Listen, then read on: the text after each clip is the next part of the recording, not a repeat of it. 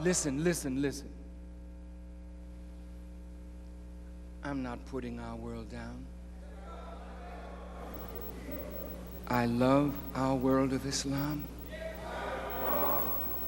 I praise Allah over and over for this wonderful, wonderful world. But my and your wonderful world of Islam is backward. And it must be brought into the modern time without forsaking the pristine purity of the religion and violating the principles that undergird it. You are behind time. And this is why the Western nations are running over you when God wanted you to be over them.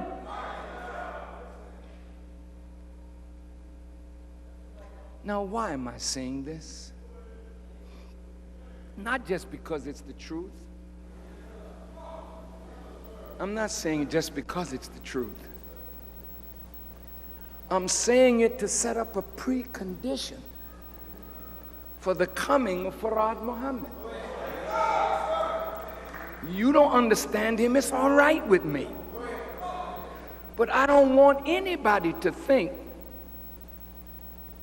that I will banish Farad Muhammad from my vocabulary, or Elijah Muhammad from my vocabulary, simply because I love Prophet Muhammad, peace be upon him, adore the Holy Quran. Don't ask me to do that. I will fight you till death overtakes me if you ask me to do that.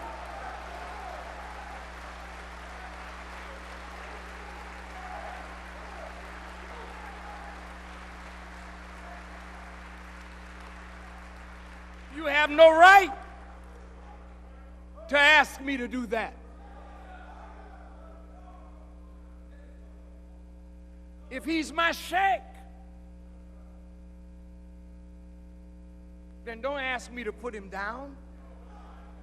Yeah, but what we're asking you is that you not say that Allah came in his person. That's all we're asking. Take that number 12 off of the back page of the paper, and we will agree with you, and we'll get along fine. Oh, we're going to get along fine anyway. We're going to get along fine. I promise you, we're going to get along fine. But I would like to tell you why. I would like to tell you why we are slowly uniting with our world of Islam. Beloved family, it has always been the desire of the Honorable Elijah Muhammad and Farad Muhammad that we unite with the Muslim world. From day one, I have Dr. Salam here. I have the son of the Honorable Elijah Muhammad, Jabir Muhammad, here, and many of the old followers of the Honorable Elijah Muhammad here. You know that when we got our Supreme Wisdom letter, it said, join on to your own kind. That was a problem of how to get black people in America who are Muslims by nature to reconnect ourselves to our world of Islam. That was a problem that needed a solution.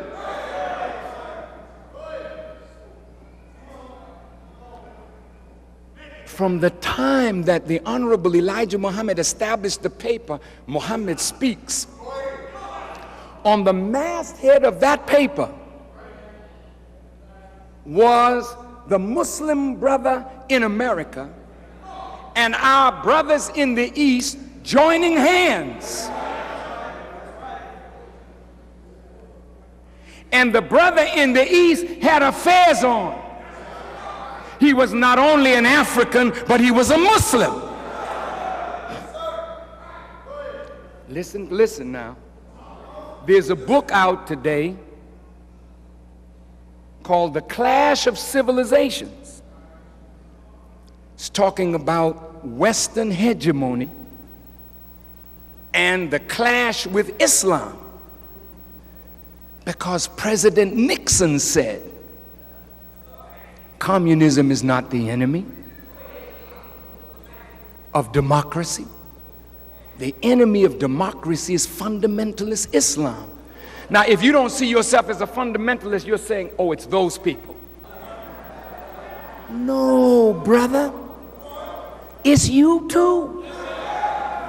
If you believe in this book, Quran, it's only a matter of time before the Quran is ignited in your heart, in your soul. They don't trust anybody that believes in Allah, whether you are passive or active. They hope to keep you passive, but they all know that one day you will become active. Now listen. Everybody all right? Look. Now, the Honorable Elijah Muhammad said to us that we, black people in America, were absolutely friendless. Our natural family in Africa, our natural family of Muslims, we were cut off from them. And the only person that we had to look to as a friend was any benevolent white person who acted like he was a friend. We were friendless. For 300 years, chattel slavery, and the Caucasian Christian locked the book, Bible. I'm glad that the Pope is asking for forgiveness for the sins of the church. He mentioned the native people. He didn't mention us. But the so-called Christians that robbed our fathers of their name, their language, their culture, their religion, their history, their God. The church was in full force. There was no pope to speak for us. The Anglican church fathers didn't speak on our behalf. We were all looking for a friendly white face.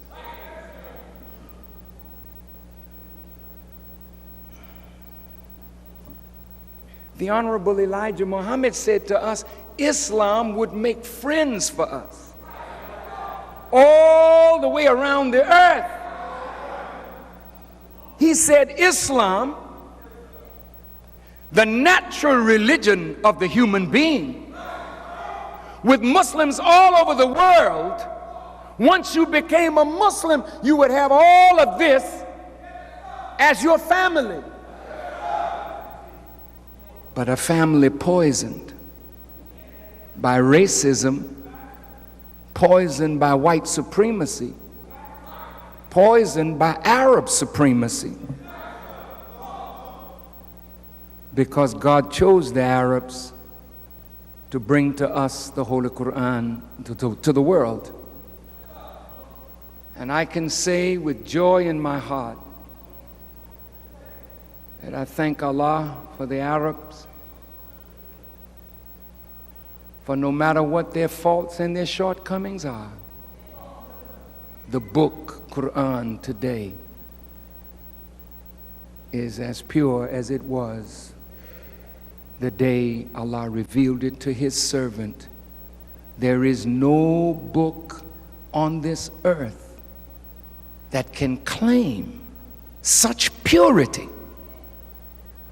So no matter what errors or mistakes the Arabs have made, that is one they did not make, and because of that, Allah said through the Prophet, or the Prophet said, pardon me, he heard the footsteps of Bilal going into paradise ahead of his own, which really means that in the last days, the people of Bilal would be awakened and they would lead the Arab back to the path of God that they had deviated from 3 generations after the prophet. The prophet passed. 1,000 years went on, and a new world was discovered by Europeans. You cannot deny that this Western Hemisphere is a completely new world. The United States of America, the greatest nation in the New World and the greatest nation in the world. America. A nation of 260 million people that comprise all the nations of the earth. A nation that has a corrupted understanding of the revelation of Musa and Isa. So you could say it is a nation that has never had divine guidance. Come on now, talk to me. Let's agree on truth. This book, Quran, was known in America because the first president, George Washington, was a Muslim shriner or Muslim son. And he knew the value of the book Quran because the Quran is a part of the secret order of the high Masonic order.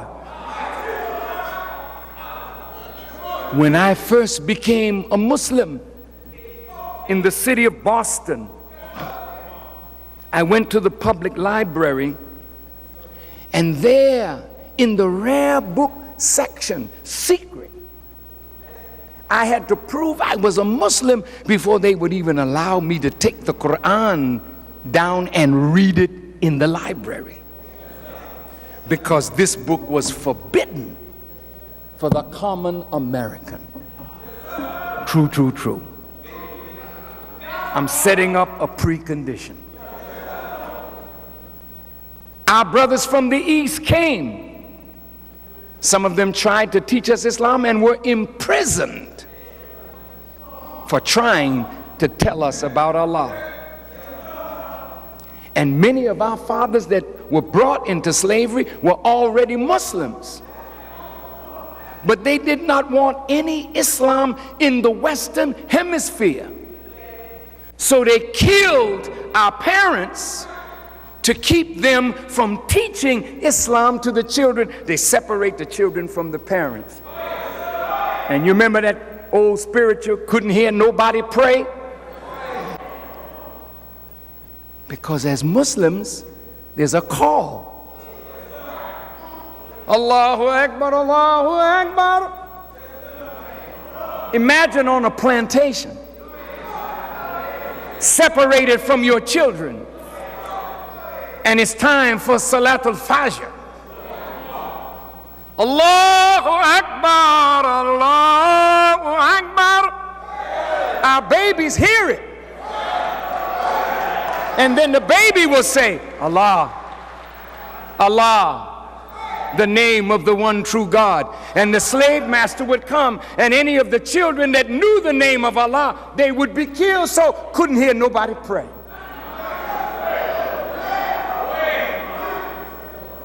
You're not to pass on to the slave this great natural faith.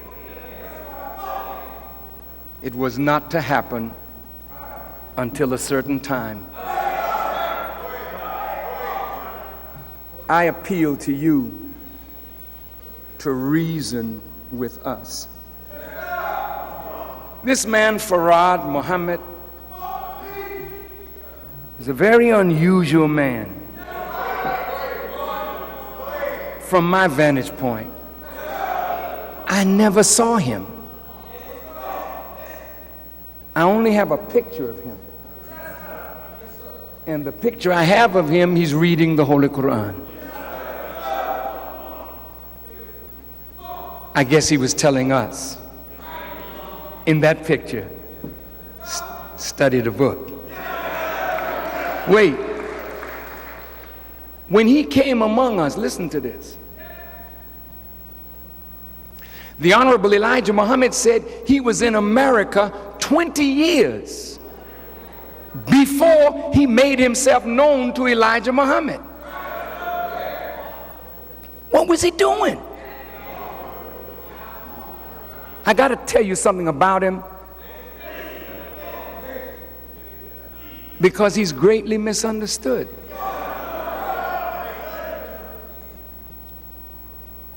And I love him.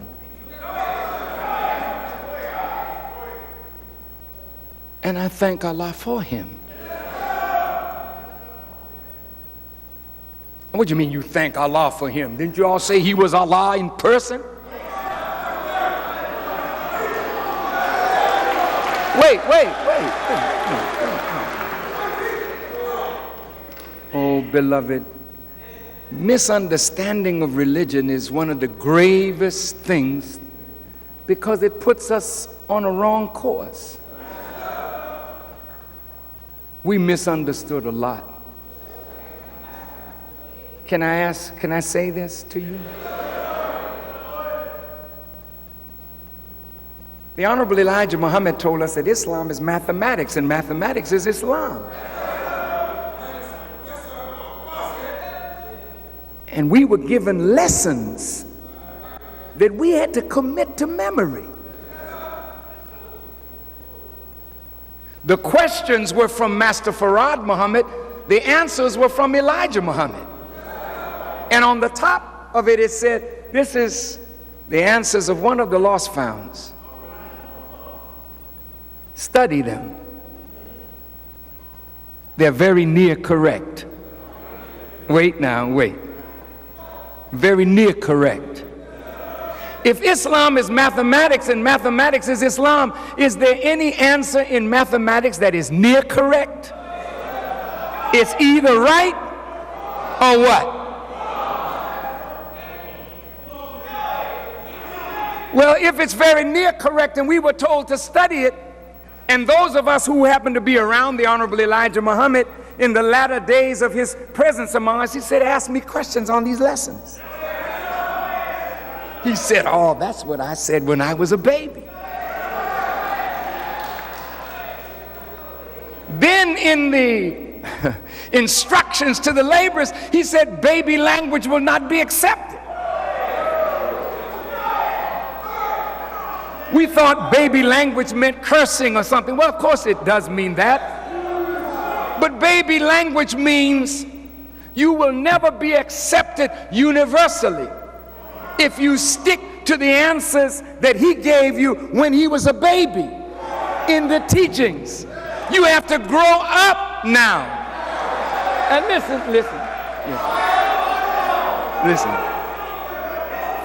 Wait. This man, Farad Muhammad, for 20 years, they said he was going to college.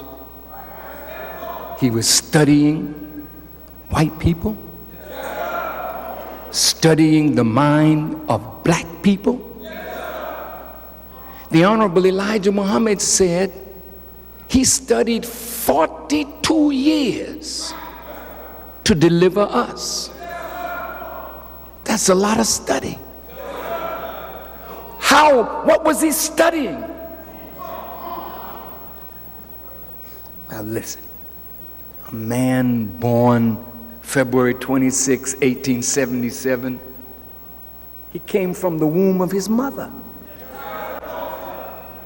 He came into the world knowing nothing. That's real. He prayed. Who did he pray to? He didn't pray to himself.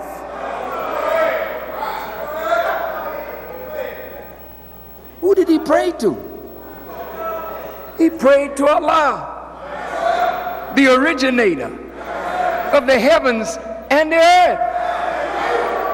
If he didn't pray to Allah, he wouldn't be worth anything, because he had to give praise to Allah who gave him the form. Eyes, ears, nose, mouth, tongue, brain. He didn't originate this form. He was born in the form originated by Allah. He came into the universe originated by Allah. He studied the creation of Allah.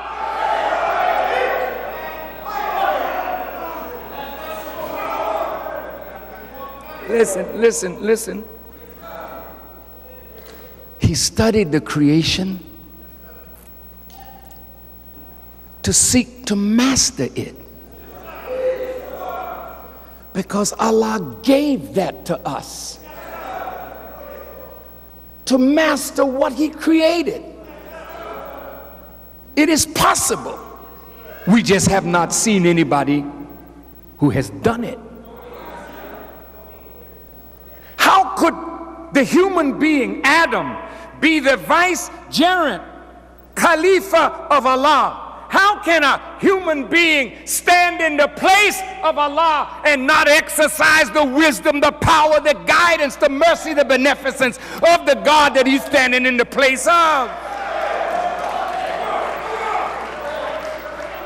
Don't tell me that I am Khalifa, that I can stand in the place of Allah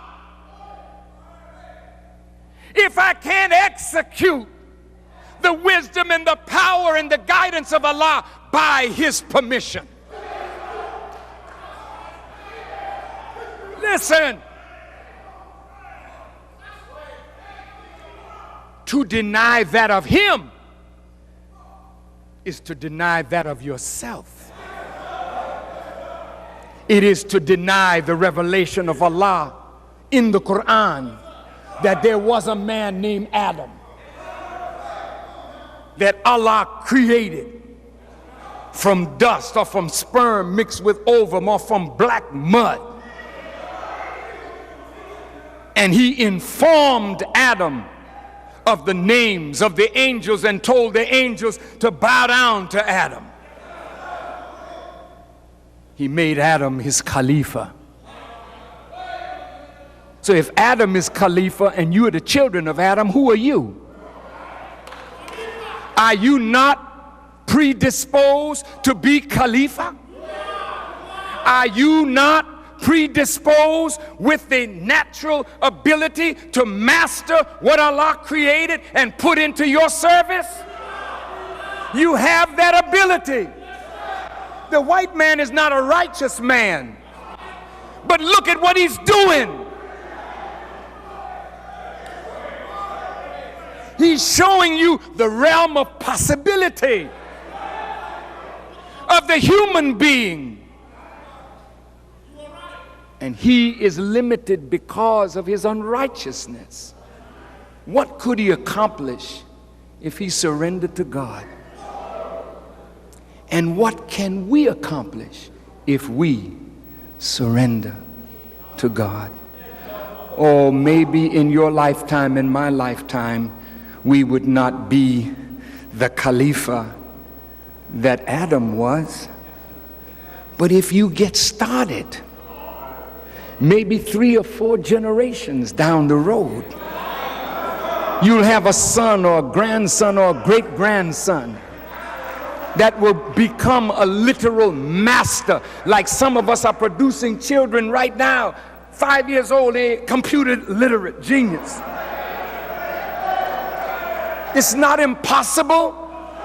It's only impossible if you believe it to be impossible. So look, listen to me, please. This man Farad, he had a white mother and a black father. Strange. So he could get among us. If you ever see his picture, he looks like a white man. So we can't be color conscious. We can't hate white because he was so close to it. Yet we love him. Say, well, look at this. He was made like that so he could slip in among us and among them to learn all about the way they think and the way we think. Then what he had to do as a physician. My brother Imam Warithuddin called it a concoction. All right, I'll take that word. Because you know, when you go in a laboratory,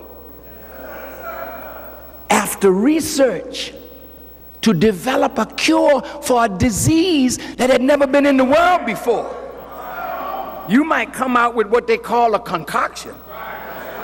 But if you take it and it starts healing you, then the man who gave you the concoction was in fact a physician, a master chemist who understood your condition and healed it with this prescription, concoction. Okay. This man Farad, man, he studied the white man's mind.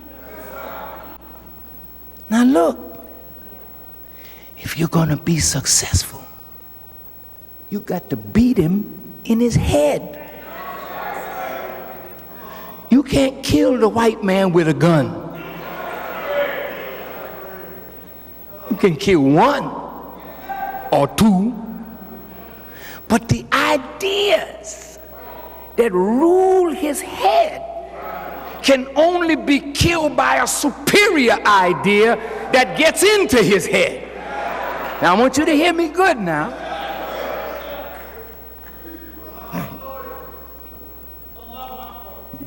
The Caucasian rules us because he infected our minds with an idea of inferiority that has taken root in the black man. Tell me I'm lying. Can you imagine you say I'm a Muslim? Look at the word. I am a Muslim, but I'm inferior. See, the two are not congruent. They don't go together. Muslim and inferiority don't hang out together. Because if you surrender to God, who is the supreme, how could you be inferior when God and God alone is he whom you worship?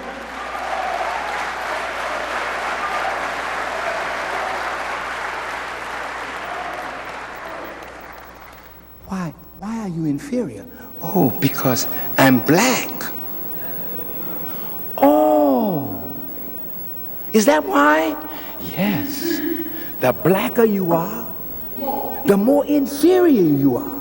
The lighter you are, the more superior you are. Oh, so that's why you're using bleaching creams? Is that why you're blonding your hair now? Is it because you think by putting something on your head rather than in your head, you'll be better tomorrow than you are today? Is there something wrong with you? Yes. Something wrong, brother. Something's wrong, sister. You're sick. You're sick. Am I lying?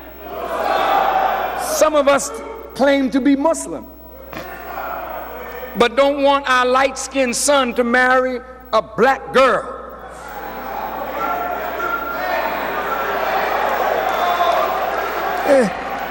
I'm a Muslim. I'm a Muslim. but don't bring no black woman in my house. See, you're sick. The medicine haven't worked with you. You need a stronger dose. Now, imagine white people. We live among them. We know them better than most of you who just come to America. And when you come to America, bless you, you want to prove to white people that you're just as good as they are. I know what you do. And you want to prove to them that your religion is not terrorist. I understand. So you're going to make your religion into some milquetoast concoction that will please white folk. Oh no, Islam has no violence in it. Shut up. You are a liar. There's violence in Islam. When the enemies came against the Muslims, Allah says in the Quran, it was not you who slew them, it was I who slew them by your hand.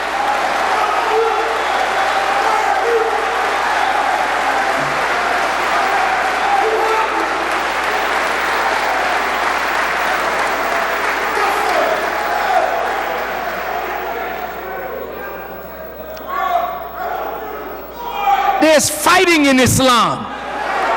Islam means peace, but sometimes you got to break somebody's neck in order to establish peace. How in the hell you going to tell me you non-violent and somebody kicking your backside? You better stand up and fight like hell with those who fight with you.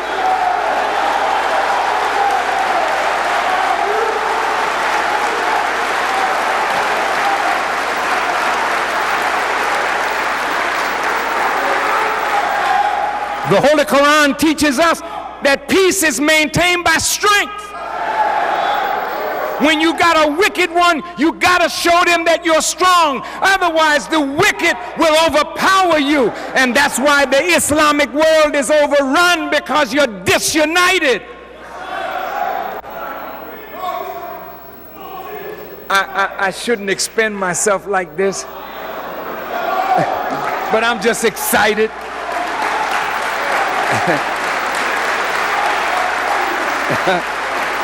All praise is due to Allah. Allahu Akbar. Allahu Akbar. Allahu Akbar. Allahu Akbar.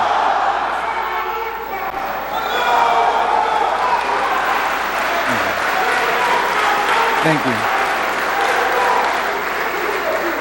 So this man Farad, after studying the white man's mind and the black man's mind,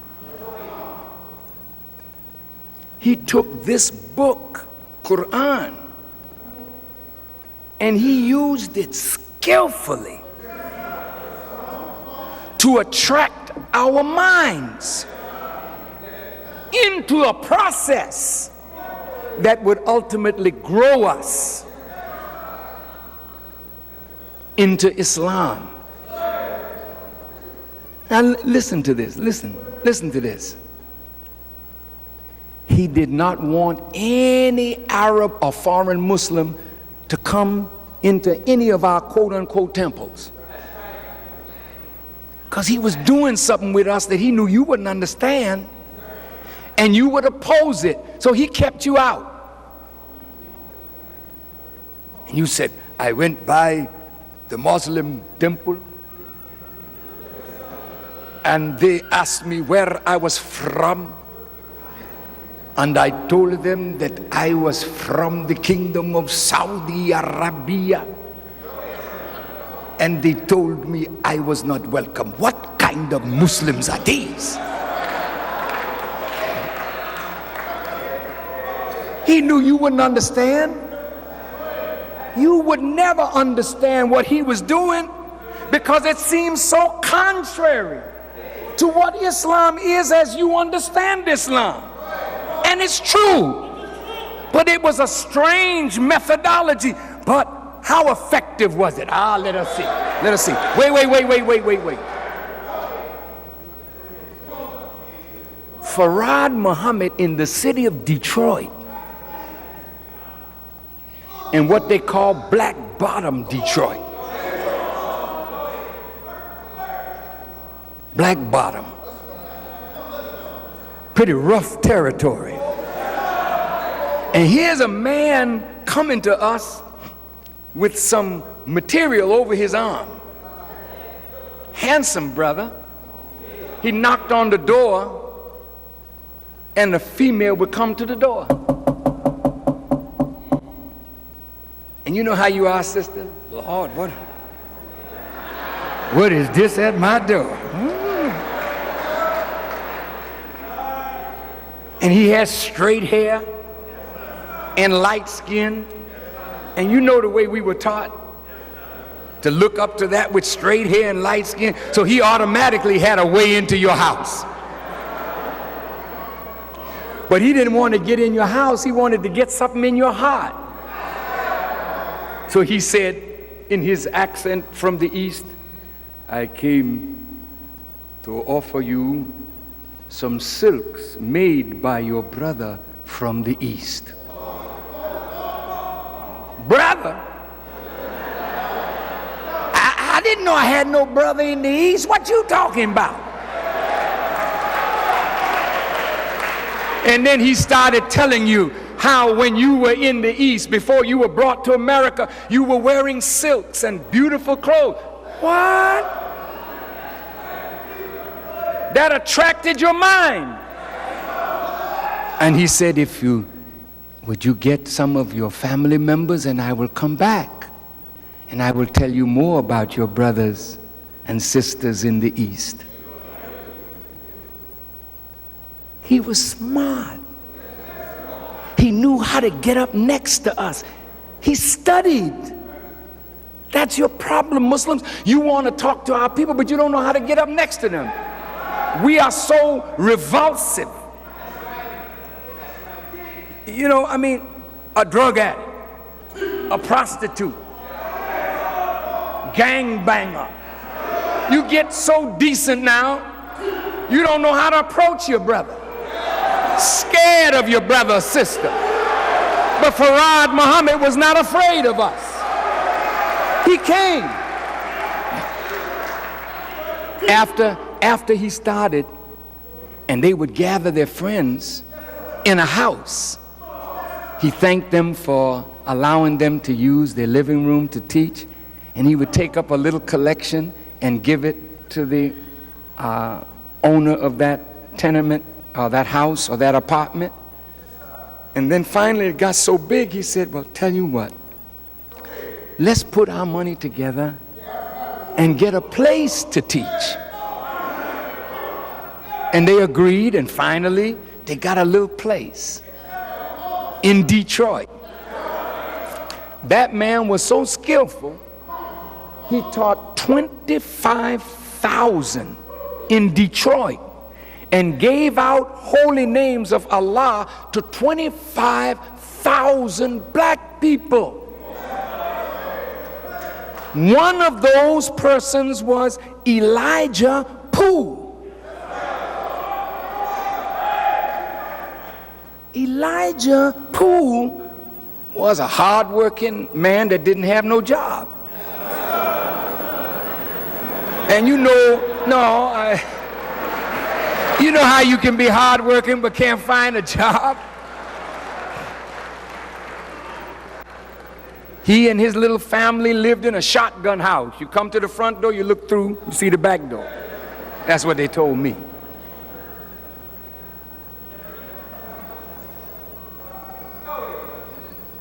And he went to hear this man because his wife had told him of something about this man, and he wanted to hear him. So he went to hear him.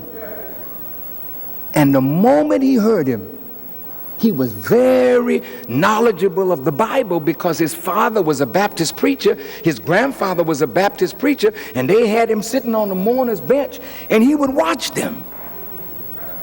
And he would see the preachers cutting up, getting drunk, taking off the sisters. And he said he knew he was going to preach one day, but something different from what his father was preaching, but he didn't know what that was. Finally, in Detroit, in 1931, he saw this man, Farrakhan. He was in the back of the room. He had 10 cents in his pocket. And when it came time to join up, he jumped to his feet and went to the front. And he said to the man that he heard, he said, "I know who you are." And the man told him, "But who else knows? Just be quiet." He gave his last dime. And that man, Farrakhan, took that man, Elijah, to be his student. And for 3 years and nearly 4 or 5 months, that man, Elijah, studied under Farrakhan. Farrakhan, Muhammad told him, "I am Mahdi. I came to guide you to the right path that you may be successful." Now, I'm going to come to the meaning of that in a minute. Can you imagine a man teaching 25,000 black people, and all of a sudden there are all these names: Muhammad, Kareem, Ali, Aziz, Biar. The white man shook up. Somebody disturbing his plantation. And he can't stand for anybody to disturb his plantation, so they arrested Farrakhan. Put him in prison, in jail. And while he was in jail, he sent for Elijah. Elijah came to get him out. Imagine a teacher that awakened you and began teaching you what you had never known existed before. And he's jailed just because he's waking you up. That's his only crime. He wasn't a thief, he wasn't a robber, he wasn't a fornicator, he wasn't an adulterer.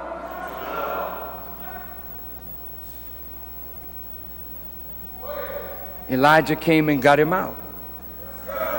After a while, his teaching spreading so, they ordered him out of Detroit. And he submitted and left. Look at the path. Detroit, from Detroit, Chicago. What path is that you taking, Farrakhan? I'm taking the path of Prophet Muhammad, peace be upon him. Muhammad was in Mecca, and he fled Mecca on the heels of a death plot and established Islam in the second city, Medina. Farrakhan left Detroit, came to Chicago, and it was Elijah following him. He left Detroit, came to Chicago. When Farrakhan got to Chicago, he was arrested here. When he was arrested here, he sent for Elijah.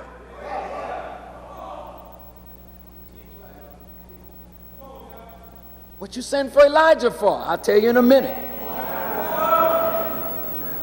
Elijah got him out. They established a school in Detroit, and the authorities arrested Elijah's teachers. And Elijah, Muhammad, went down and surrendered himself because he was the teacher.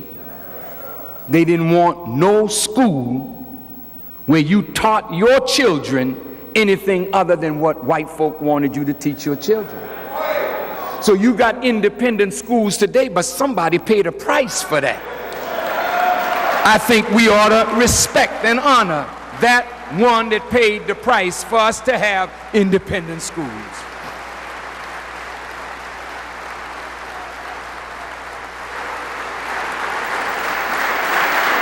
Now I'm coming to something, and I hope you'll just bear with me a few more minutes.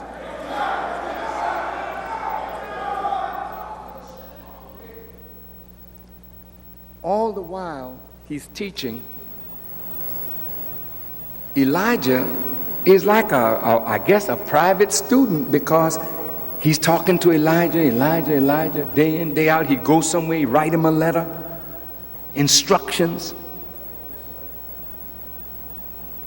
He set up the mosque, and he set it up with skill. He had a minister, then he had a captain. He trained us militarily, because we would be in a strange and foreign environment, and if we weren't strong, we would have been overcome and overrun. But the FOI was so strong. Even in Detroit, in the early days, they stopped the police from coming in the block when Elijah Muhammad was coming out. I mean, they were just black men that awakened now. And dog it, when you awake, man, you're a different kind of black man than a sleeping black man.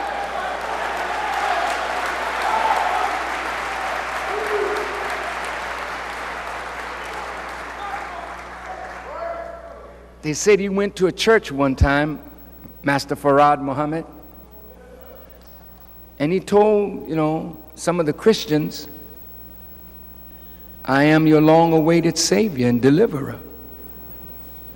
And the man punched him in his mouth. And when the Muslim was going to deal with the brother, he told him, leave the brother alone. But here he was, punched in his mouth. I heard that one of his teeth were knocked out. He suffered that. He didn't let nobody hurt the brother, but his student was by his side. After 3 years and 4 months, he told his student, you don't need me anymore. And the student said, oh, yes, I do. He said, no, you don't need me anymore. And he left. He didn't ask the student, look, you're going to get pretty big. And these people are going to give you some dollars. Wherever I am, you better send me 20%, 30%, 40%. He never asked for anything. He came to give us something. And when he had that student that he was looking for, he left. Brothers and sisters, look. I have read letters that he wrote to Elijah Muhammad in his handwriting. And every one of those letters that I read, he closed the letter saying, best wishes to you and the whole 17 million. Elijah Muhammad did not mean anything to him beyond you. His value to Farad Muhammad was he knew he had a heart of love for you. And that through that heart, he would get you.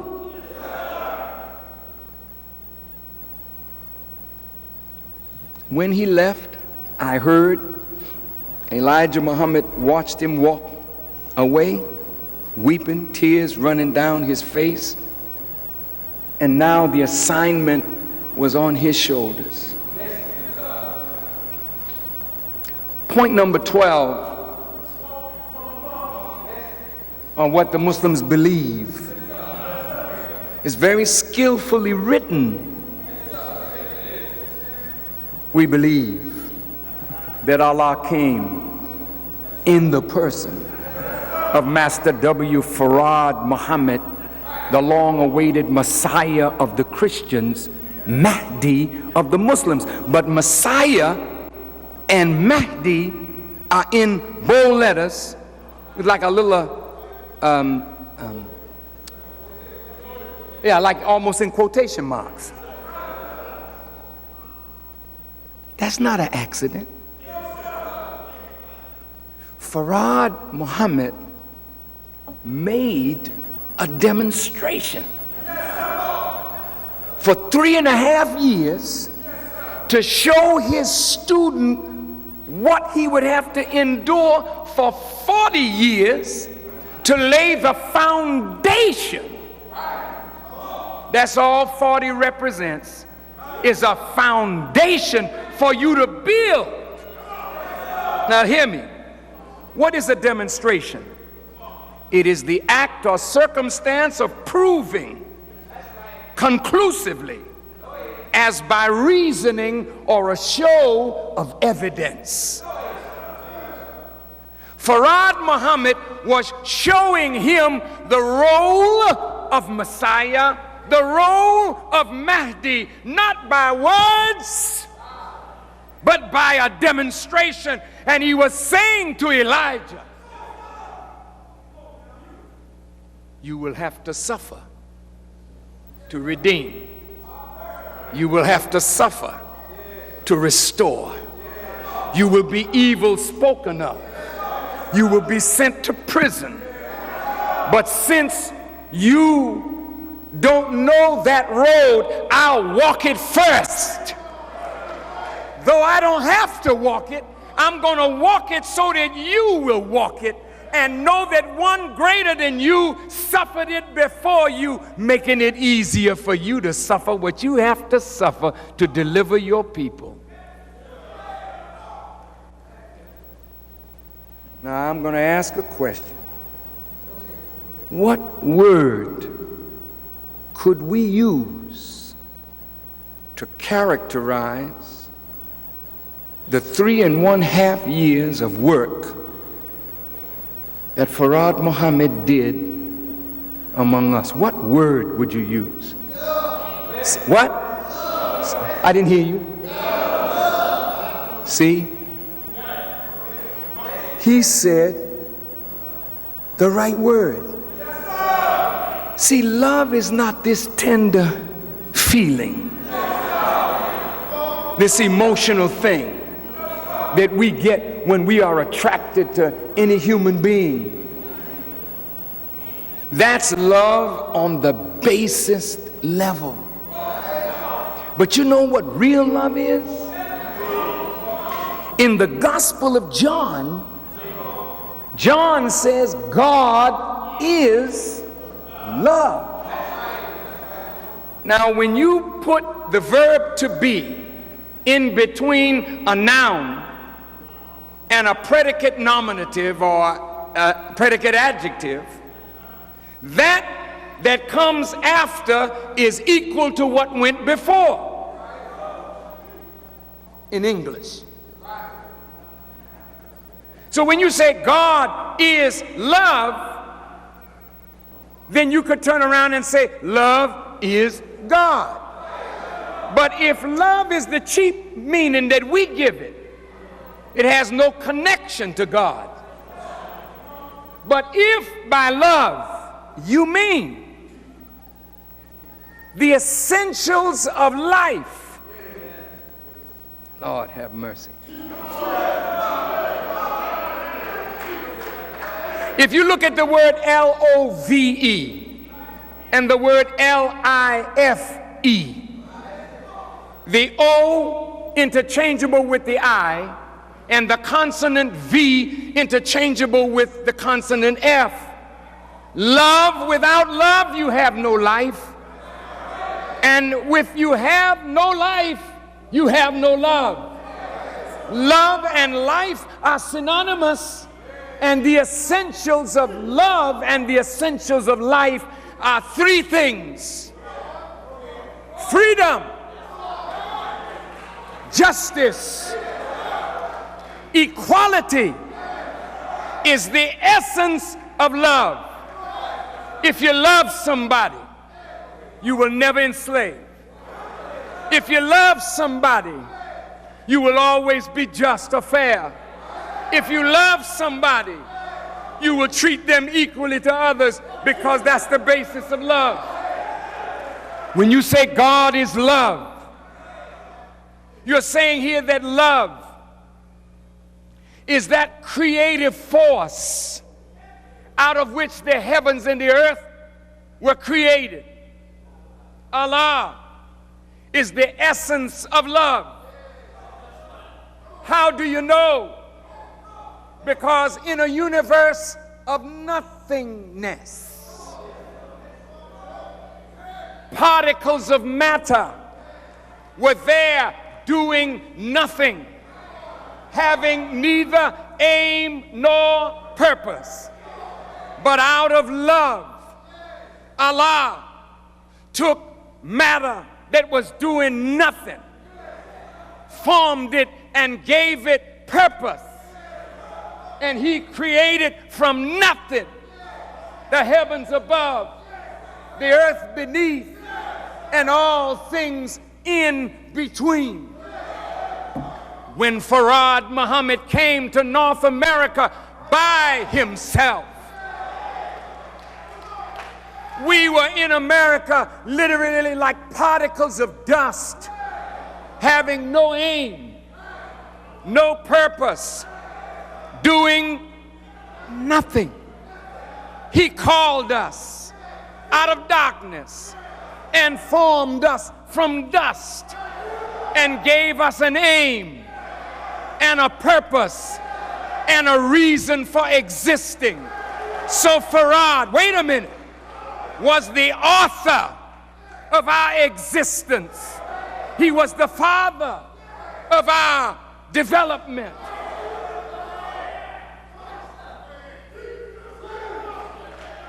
He suffered to make a demonstration. He deprived himself to make a demonstration. And then he left. And I declare before the world that Elijah Muhammad followed that demonstration.